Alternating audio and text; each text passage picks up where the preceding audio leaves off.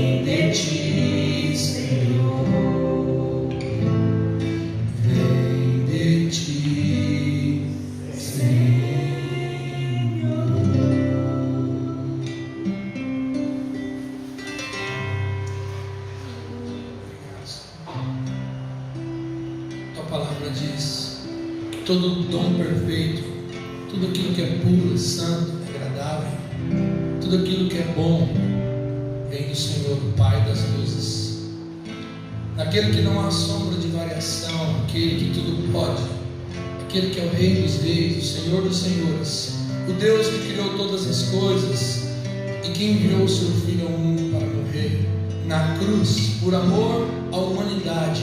O Senhor não amou uma denominação, o Senhor não amou uma religião. A palavra do Senhor diz que o Senhor amou ao mundo, e todo mundo que habita neste mundo. Graças te damos, Senhor, por tão grande amor, Pai. Bendito seja o teu nome. Queremos, ó Deus, entronizar o Senhor Jesus no nosso meio, em adoração. Queremos dizer que não somos nada, Pai. Não merecemos nada. Tudo que temos e somos, como acabamos de cantar, vem de Ti, Senhor. E queremos declarar essa noite que nós não somos nada sem o Senhor, Deus. Bendito seja o Teu santo nome. Queria te convidar a estar numa postura de adoração, Senhor. Não olhe para baixo, não olhe para cima, não olhe para os lados. Aliás, olhe para dentro de você. Encontre o Senhor aí no seu coração e adore Ele. Diga: Senhor, obrigado, porque o Senhor me ama assim como eu sou, mas o Senhor não me deixa como eu estou. O Senhor vem tratando, vem curando, vem sarando, vem mudando a minha vida. É impossível alguém encontrar com Jesus verdadeiramente e continuar sendo a mesma pessoa. A palavra do Senhor diz que todos que encontraram com Jesus tiveram as suas vidas alteradas. Por isso vamos declarar juntos: Senhor, eu não sou nada diante do Teu poder. Senhor, eu não sou nada diante do Teu poder, que nem merecedor do Teu imenso amor. Através do Teu Filho tenho livre acesso a Ti, que me fez chegar aos Teus pés, me humilhar diante de Ti. Senhor, eu não sou nada diante do Teu poder, e nem merecedor do Teu imenso amor. Através do Teu Filho tenho livre acesso a Ti, que me fez chegar aos Teus pés, me humilhar diante de Ti. Deixa o Teu rio passar em minha vida, vem curar minhas feridas, sarar as minhas dores. Livra-me, ó Deus, das cadeias que me prendem. Toca em minha alma, faz em mim o Teu querer, Senhor. Deixa o Teu rio passar em minha vida, vem curar minhas feridas, sarar as minhas dores. Livra-me, ó Deus, das cadeias que me prendem. Toca em minha alma, faz em mim o Teu querer, Senhor. Diga: eu não sou nada, Senhor. Senhor, eu não sou nada diante do Teu poder, e nem merecedor do Teu imenso amor. Através do Teu Filho tenho livre acesso a Ti, que me fez chegar aos Teus pés, me humilhar diante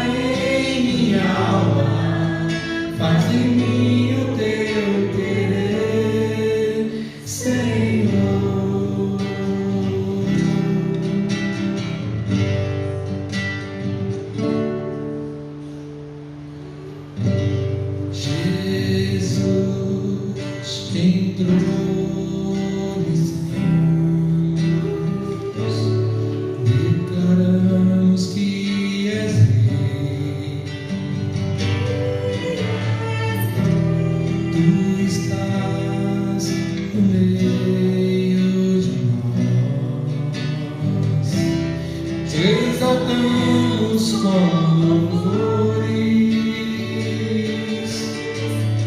a ti fazemos um trono de louvores,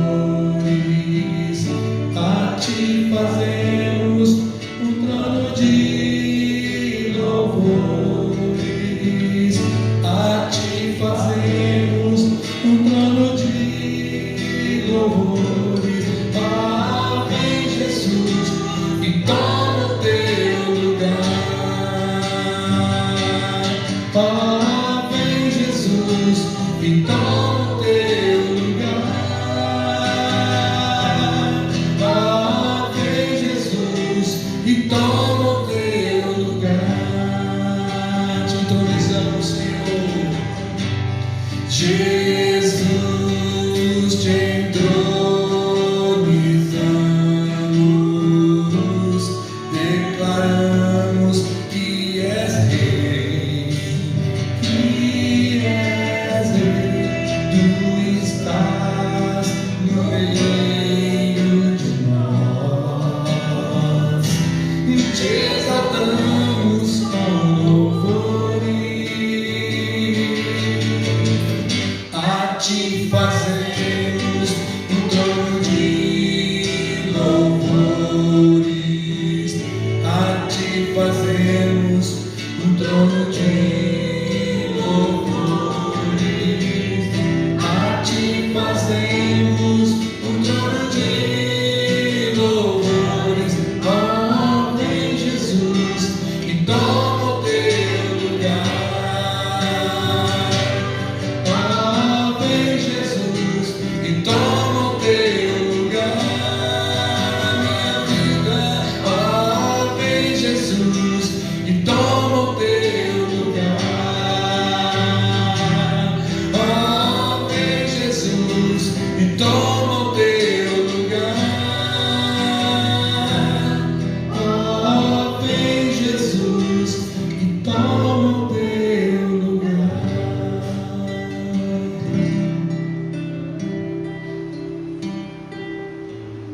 Toma o teu lugar, Senhor, na nossa vida. Toma o teu lugar, Senhor, na nossa casa, onde o Senhor possa reinar soberanamente, fazendo em nossa vida aquilo que aprover ao Senhor fazer, fazendo na nossa casa aquilo que é a vontade boa, perfeita e agradável do Senhor. Deus, toma o teu lugar, Senhor, na nossa comunidade. Toma o teu lugar, Senhor, na nossa família. Meu Deus, em nome de Jesus, toma o teu lugar na nossa vida conjugal, para que sejamos pessoas segundo a vontade do Senhor, para que façamos a vontade do Senhor, que é o nosso Rei. Reina na nossa casa, Senhor, reina na nossa vida, Senhor, que seja feita a vontade perfeita do Senhor em todo momento na nossa vida, na nossa casa, na nossa família. Em nome de Jesus, Senhor, nós te pedimos, crendo que o Senhor está ouvindo a nossa canção, o nosso pedido diante do Senhor. Nós desejamos a tua presença, Senhor. Desejamos que o Senhor reine na nossa vida. Desejamos que a nossa vontade seja submetida à tua, Senhor. Desejamos, ó Deus, que o Senhor seja o Rei da nossa vida. Em nome de Jesus. E que a tua palavra fale no nosso coração nessa noite, caia no terreno fértil, num terreno pronto para receber a semente, e que ela brote no nosso coração, trazendo mudança, trazendo fruto, trazendo aquilo que o Senhor quer para a nossa vida, e que o nome do Senhor seja glorificado, em nome de Jesus, e para a tua glória que nós te pedimos, em nome de Jesus. Amém.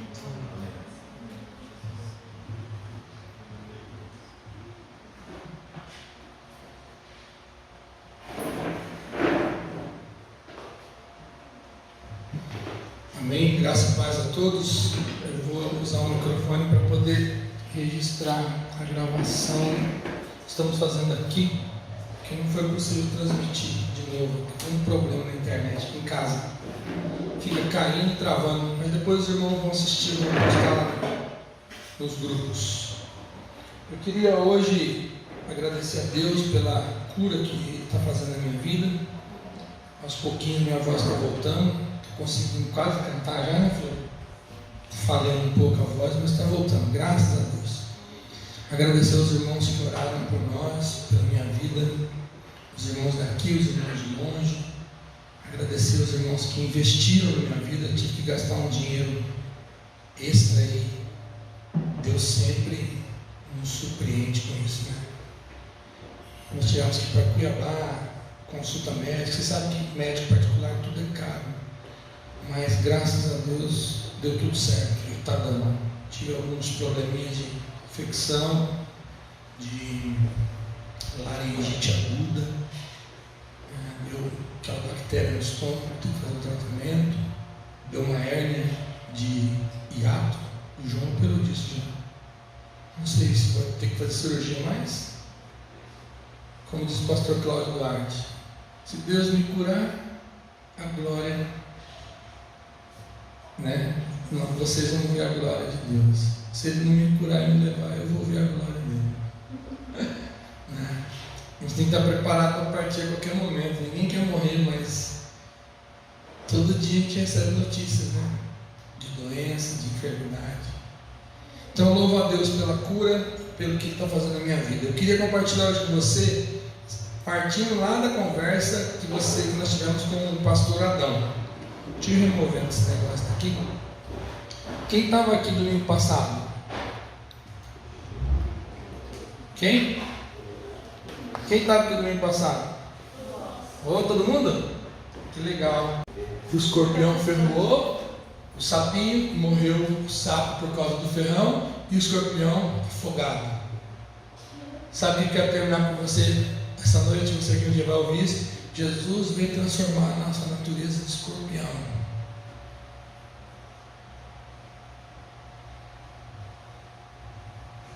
Você não está fadado a ferroar os outros, matar os outros e acabar morrendo junto. Jesus sabe da nossa fé. Jesus sabe o nosso nível de obediência a Ele. Voltou. Se sumir, vocês me avisam. Então Jesus fala que são 4 tipos de solos, e os solos são os corações, que receberam a semente é a palavra. E os 4 tiveram a mesma dinâmica. O problema nunca foi a semente sempre foi a mesma, que é a palavra. Jesus fala. O que era o problema ali? O tipo de solo. E quando Jesus vai explicar o que é o tipo de solo, ele fala que são os corações. Aí eu pergunto, que tipo de coração é o seu? Eu não quero te julgar, eu não quero julgar ninguém que está me ouvindo. Eu quero que você se julgue, você se avalie. A semente que é a palavra tem caído no seu coração, é um terreno bom? Se é um terreno bom, ela tem que frutificar, ela tem que produzir. Mas como produzir alguma coisa que eu nem lembro o que foi semeado? Sabe quando você planta um negócio, a pastora plantando uma semente de limão siciliano ali? Está brotando, ela arrancou a folhinha, é limão siciliano, que benção. Não sei, tomara que seja, que eu joguei mexerica também. Vai que, né? Eu só vou saber quando ela crescer, a aparência da folha, mas o mais correto é quando produzir. Por isso que Jesus, na sua palavra, diz que a árvore se conhece pelos seus frutos. O que eu quero dizer com isso? Que eu e você precisamos olhar para dentro de nós e avaliarmos que tipo de fruto eu estou produzindo. Se a semente da palavra foi plantada em mim, se eu entendi o que a palavra diz, como Jesus diz na palavra do semeador, diz: todos ouviram, mas a semente que caiu num terreno bom, grave isso, você que está me ouvindo, grave isso. Jesus fala assim: eles ouviram de bom grado. Sabe o que é ouvir de bom grado? Que Jesus está falando? Ouve, aprende e pratica. O nosso problema é que a gente ouve bastante, mas pratica muito pouco. Aliás, não é até por falta de querer, é por falta de treinar. Eu preciso treinar a minha nova vida. A minha nova vida em Cristo é diferente da minha velha vida. Se eu passava tempo na internet, vagabundando, bagunçando, fazendo coisa errada, se eu encontrei Jesus, a minha vida mudou, tem que mudar o meu comportamento. Eu tenho que investir tempo em Deus, na palavra, na oração, nas coisas de Deus. Como eu posso ser um cristão se eu não conheço Cristo?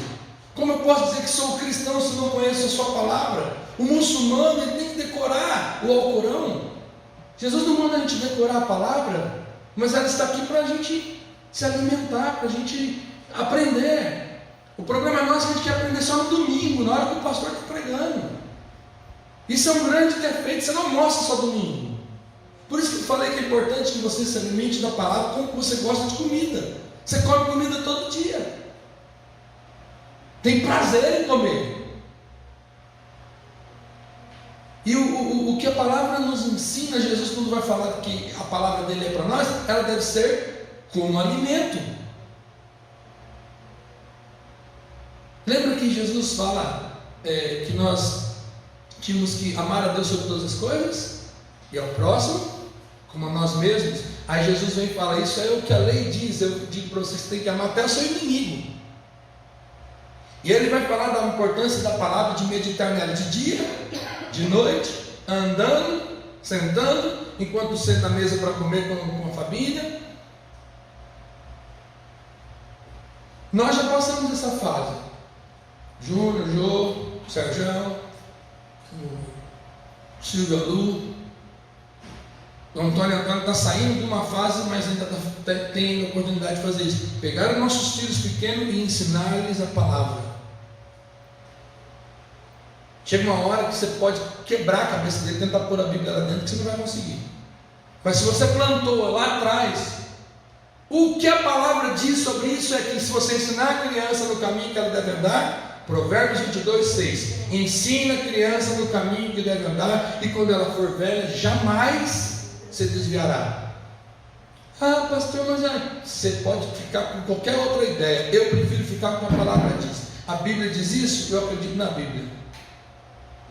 Eu apostei isso em Daniel e Talita. Se eles quiserem tomar outro rumo, o problema é deles.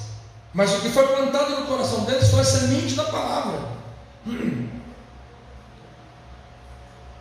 Você pode dar carro para o seu filho, e alguém pode roubar.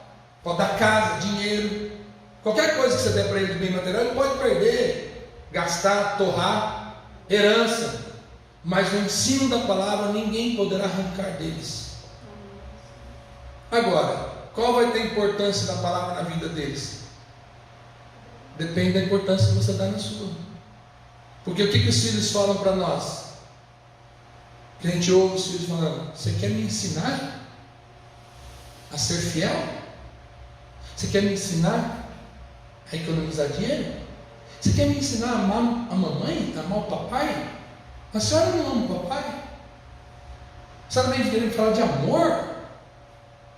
Então, quando a gente não pratica, quando a gente não dá exemplo, a gente cai num buraco na hora de cobrar. E é ruim quando isso é jogado na nossa cara. Então, quando Jesus fala que pelos frutos conhece a árvore, eu queria hoje conversar com você sobre esse tema. Pastor Adão, semana passada, ministrou sobre Mateus 14. É importante, isso que a Antônia está fazendo aí, ó, eu aprendi a fazer desde quando me converti. Porque eu sou fraquinho de ideia, sabe? Eu não sou muito bom de cabeça. Eu preciso anotar, que eu esqueço. Tem gente que não, ouve e nunca mais esquece. Eu sempre que eu vinha para o culto, até quando a pastora está pregando, eu pego o papel, a caneta e anoto. Eu anoto o que Deus está falando comigo, porque eu esqueço. Eu escrevo, ó, pastora Regina, dia 5, tal. Tema da pregação. Se ela falou, ó, hoje eu falo sobre tal coisa, eu escrevo, tema. Agora tem gente que tem dificuldade de escrever e ouvir ao mesmo tempo. Aí prefere só ouvir. E hoje a gente tem o benefício do quê? Isso aqui. Fica gravado. Depois eu vou assistir de novo, porque eu me perdi numa mensagem. Semana passada, sabe o que eu fiz? Peguei a pregação do pastor Adão e fiquei ouvindo. Porque eu fico preocupado com o som, com transmitir ali o versículo. Acabo voando algumas coisas. Eu volto lá e fico ouvindo. Puxa, eu não prestei atenção nisso que ele falou. Agora, isso é a importância que cada um dá. Tem gente que fala, tem gente que não vem no culto e nem assiste o culto online. E nem se preocupa com o que a gente está ministrando. Tem outros que, pastor, manda um link para mim. Eu gostaria de saber o que está rolando aí. Porque eu faço parte desse grupo. Aliás, é impressionante isso, né? Quem faz parte do nosso grupo? Quem se importa com o grupo. Eu vou numa igreja lá. Que igreja? Qual é a sua igreja? Quanto a sua igreja gasta de água, de luz, de telefone? A gente sabe daquilo que é nosso. Quando eu me sinto pertencente àquilo, eu me importo com o que está rolando ali. Quanto gasta, quanto entra, quanto sai, quanto que custa, se tem que comprar ou não tem, se a gente vai investir ou não. Eu gosto de precisamos arrumar um dinheiro para o irmão, né? Ou quanto que tem na conta? Dá para ajudar? Dá, então vamos ajudar. Se não dá, vamos fazer uma vaquinha, vamos. Essa é a igreja que eu participo, é minha igreja. Agora a igreja que eu não sei de nada, então aí não é minha igreja, é a igreja onde eu vou. Mas a minha, eu sei o nome do meu pastor, onde fica. Eu me importo com a igreja, tanto a igreja espiritual quanto a igreja física. Eu entendo que o cristão que se congrega num lugar, se ele não sabe nada de lá, ele não congrega, ele vai de vez em quando que ele gosta, mas ele não faz parte daquele lugar. E quanto maior a igreja, mais difícil isso, né? Principalmente em relacionamento. Os grupos ficam grandes, né? Conheço gente que congrega em igreja que eles não conhecem as pessoas da igreja todas, porque são muito, tem 3 cultos no domingo, um de manhã, um à tarde e um à noite. O pessoal da manhã jamais encontra os da tarde jamais encontra da noite no templo. Por quê? Porque vem e vai embora. Eles conhecem o pessoal do grupo, porque a igreja é muito grande. Nós não temos isso, nós somos um grupo pequeno, sabemos onde todo mundo mora, onde todo mundo trabalha. Isso é bom. Então, voltando para a conversa sobre o que o pastor Adão falou, ele ministrou sobre Mateus 14, quando Jesus manda os discípulos entrarem no barco e tocar o barco para dentro do mar da Galileia. E lá, altas horas da madrugada, Jesus vem andando sobre as águas e os discípulos olham e falam: "Oh, são fantasmas." Lembraram agora? Então, aí o pastor Adão falou assim: eu vou pôr um tema nessa mensagem. Naquela experiência que Pedro fala: "É um fantasma." Jesus fala: "Não tema, sou eu." Aí Pedro fala o quê? "Se é o Senhor mesmo, manda eu ir ter com o Senhor." Aí ele falou: "Pode vir." E Pedro saiu, começou a andar sobre as águas, de repente começou a prestar atenção no vento, nas ondas, começou a afundar. O texto diz que prontamente Jesus estendeu as mãos, levantou Pedro e disse: "Homem de pequena fé, por que duvidaste?" Esse foi o tema da mensagem, lembrou? Por que duvidaste? Você já se pegou assim, duvidando de alguma coisa? Já ou não? Eu vou falar uma coisa para você: eu duvido de tudo. Eu sou um cara que eu duvido de tudo, menos de Deus. Deus, eu tento dizer: "Senhor, eu não quero ter dúvida nenhuma", mas às vezes eu tenho algumas dúvidas. Agora, de ser humano, eu duvido. Aliás, eu aprendi com o Dr. Augusto Cury. Ele fala assim, que ele usa a técnica eu falo com meus alunos isso, a técnica do DCD. Tudo que eu ouço de vocês, da mídia, tudo que eu ouço dos meus amigos pastores, eu uso a técnica do DCD. O que é? Primeiro, duvido. É o primeiro D, eu duvido. Só que eu não falo assim: "eu duvido." Lá dentro de mim eu falo: será? Será mesmo? Pastor, você te ama tanto, você amor. Será que ama mesmo? Sei não. Você é um homem de Deus. Duvido que você está com esse coraçãozão tão bom desse jeito. Principalmente quando fica falando muito, né? Porque quem fala muito é porque não demonstra. Quem demonstra não precisa ficar falando muito. Então eu uso essa técnica. Primeiro D, eu duvido. De tudo, João, de tudo eu duvido. Porque eu não vou engolir qualquer coisa. Primeiro D é duvide. O segundo é a letra C, critique. Tem uma opinião, tem um argumento. O problema é que eu falo: duvido, tá, mas qual que é a sua ideia? Não sei, pai, tá. Então senta. Tem uma frase que diz assim: se você não sabe ler, você tem que acreditar no que contam para você. Por isso que é importante a leitura da palavra.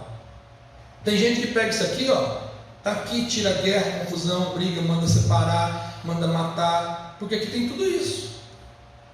Você pode usar a Bíblia para trazer paz ou para trazer guerra, confusão, intriga. É bom que depois fique quebradinho. Então eu tive que decidir o que eu ia fazer. E depois de muitos anos eu aprendo com o Dr. Augusto Cury. Use a técnica do DCD. Duvide, critique e decida. Você não pode ficar em cima do muro.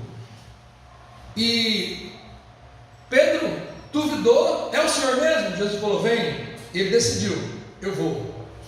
Só que ele primeiro criticou: se é o Senhor mesmo, manda eu ir, vem. E foi, e começou a afundar. A Bíblia diz que Jesus prontamente estendeu a mão e falou para ele: homem pequena fé, por que você duvidou?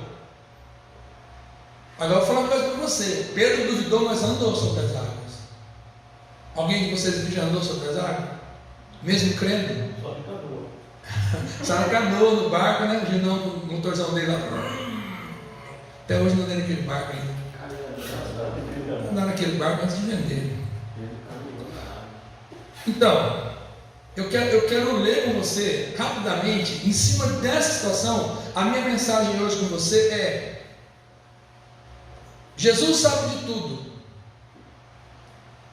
e de todos, inclusive de mim. Ele sabe tudo de todos, inclusive de mim. Ele sabe o que passou na sua cabeça quando você estava vindo para a igreja hoje. Ele sabe o quanto eu fiquei zangado agora há pouco, que esse negócio não dando certo na internet. Falei: Senhor, como eu vou pregar, dá vontade de chutar tudo isso aqui e ir embora. Falar: os irmãos, vão para casa.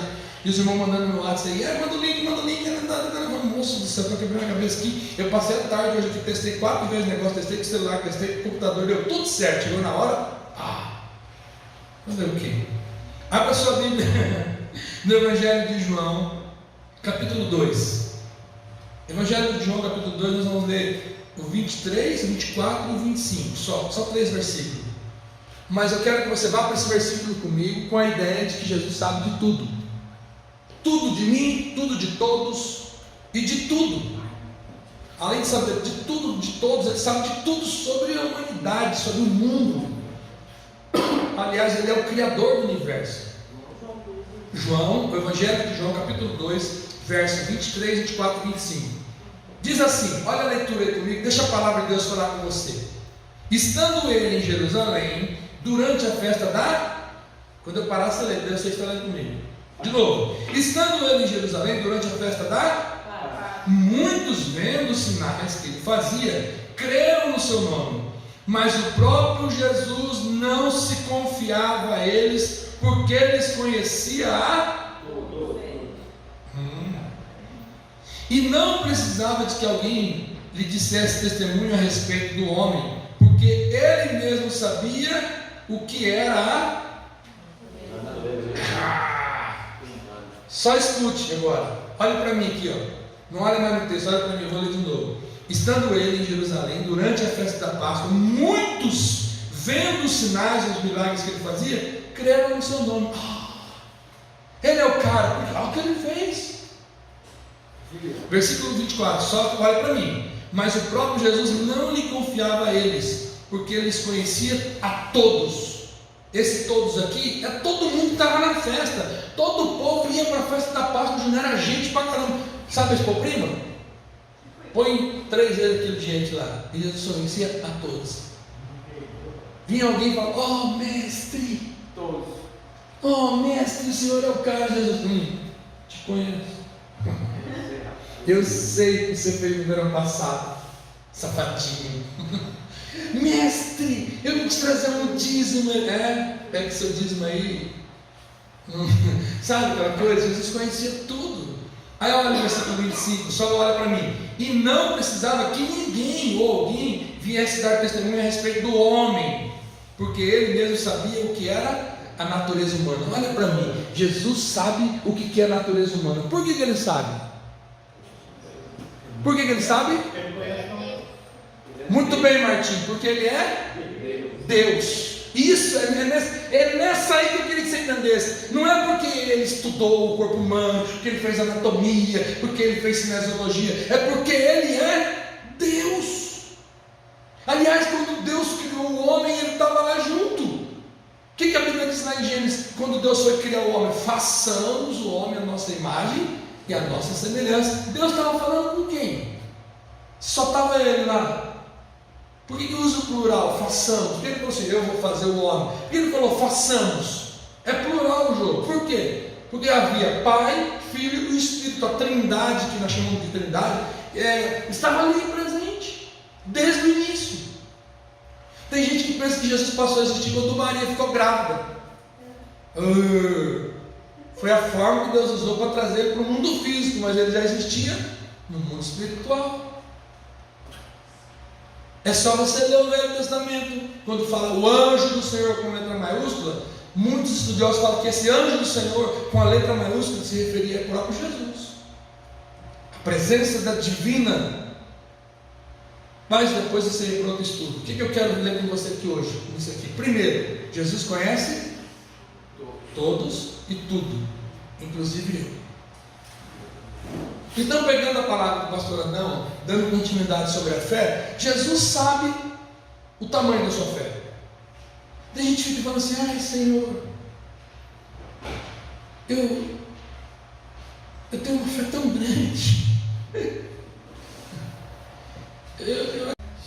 Deve ser.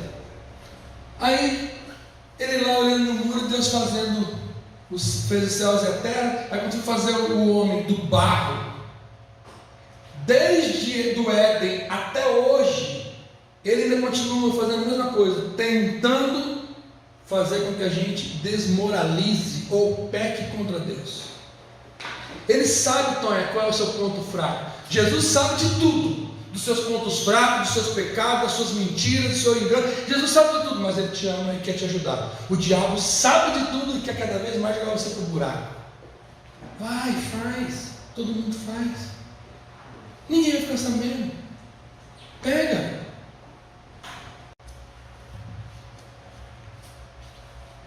Eu quero que o Senhor mova os céus e terra por causa do meu país, não é por causa de mim somente, mas por causa do meu país, da minha terra. O que eu quero dizer com você aqui essa noite? Jesus conhece tudo sobre todos, inclusive de mim. Domingo retrasado eu comecei falando: Deus é bom, é o que me empresta. O pastor Adão ministrou sobre a fé e por que eu duvidaste. E essa palavra vai continuar em cima da fé e em cima da ideia de que eu não consigo esconder nada dele. Ele sabe tudo. E o doce de dizer, sabe o que é? Então a gente tem aparelho para tudo: rolar cabelo, secar cabelo, cortar. A Chayana vai ter uma loja de roupa, né? A sua roupa, você lava ela, do jeito que você da roupa, tem que pendurar lá no cabide. O que precisa fazer? Passar, né? Costurar, ajeitar, não é? Precisa do aparelho, tudo tem um aparelho para alguma coisa. Quando você está com febre, como que mede se tem febre ou não? Termômetro. O termômetro mede temperatura. Qual outra coisa que mede temperatura? Termômetro só, né? Isso, o termômetro mede. E o que regula a temperatura? Eu sei, mas eu queria que vocês me ajudassem, vocês que mexem na oficina. Termostato? Não é remédio não, o aparelho que tem na geladeira, que desliga para não ficar congelando. Termostato. Olha aqui para mim. Eu gosto o pastor Cláudio fala sobre isso. Que tipo de fé, ou que tipo de crente você é? Você é um crente termômetro ou um crente termostato? Você é aquele que chega num ambiente e sabe que temperatura está, se está muito quente, muito frio, se as piadinhas estão muito sem graça, não, você sabe, está muito ruim aqui, eu vou embora, está muito legal, vou ficar, né? Você é um termômetro, você acusa a temperatura, ou você é um termostato, que você regula a temperatura. Você é daquele que chega no ambiente, tem ninguém falando palavrões, fala: oh, vamos parar que chegou o besta aí, crente, pastor. Tem uns que falam assim, né? Vamos parar com essa bagunça que o pastor chegou. Eu falei: gente, vocês têm que cuidar, que eu também, se descuidar, eu também estou falando besteira. Mas qual é o aparelho que regula a fé, ou que mede a fé? Existe femômetro? Existe, jogo? Não. Mas Jesus, voltando aqui o texto, sabe de tudo e de todos. Ele sabe qual é o tamanho da nossa fé. Não adianta eu ficar falando para ele: oh, Senhor, eu tenho uma fé tão grande. Ele fala assim: tem não. Você fala que tem, mas não demonstra que tem. Hoje eu quero mostrar para você, nesse rumo aqui, rapidamente. Você já viu Jesus elogiando a fé de alguém? Já viu? Então vamos comigo. Você vai ver. Deixa eu marcar aqui para não perder João 2. Pega a sua Bíblia aí. Ó, tem tanto em Lucas 7, que é o mesmo texto, como em Mateus 8. Lucas 7, Mateus 8. Escolhe. Mateus 8 é o versículo 10 e Lucas 7, versículo 9. Um é o 10, outro é o 9. Mateus 8, 10 ou Lucas 7, 9. É o mesmo texto, a mesma história contada por Jesus. Eu vou contar para você não perder tempo de leitura, que foi que aprender a ler Bíblia em casa. Se não ler Bíblia em casa, eu vou falar para você, sua fé é pequena mesmo.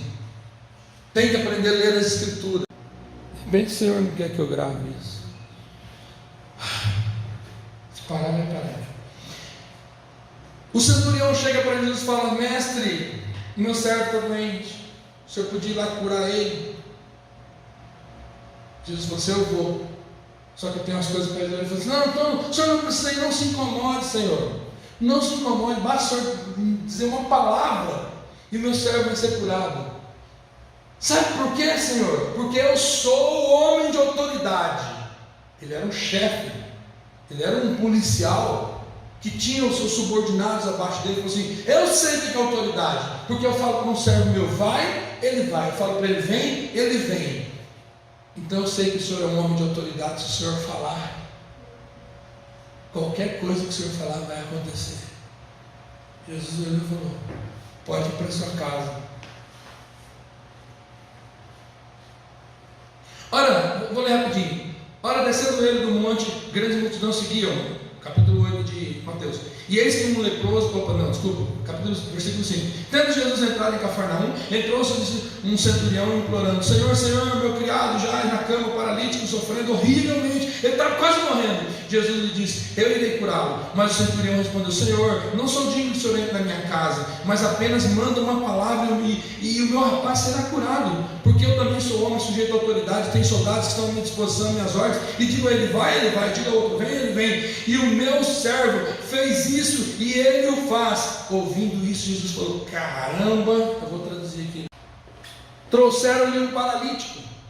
Mas como? Numa cadeira de roda, daquela motorizada, pedindo: gente, com licença, deixa eu passar, estou com um caso grave aqui, vou trazer um paralítico. Foi assim?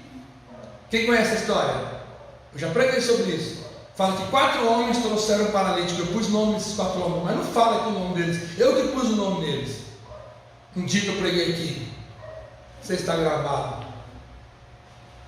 Jesus estava curando, e chegou um cara com os caras com paralítico aí, não dá para nós chegar lá não, tem muita gente, mas não fazer. Aí eu falei assim: vamos dar a volta por lá, subir em cima do telhado, a gente arranca a telha e desce ele de cabo, rapel.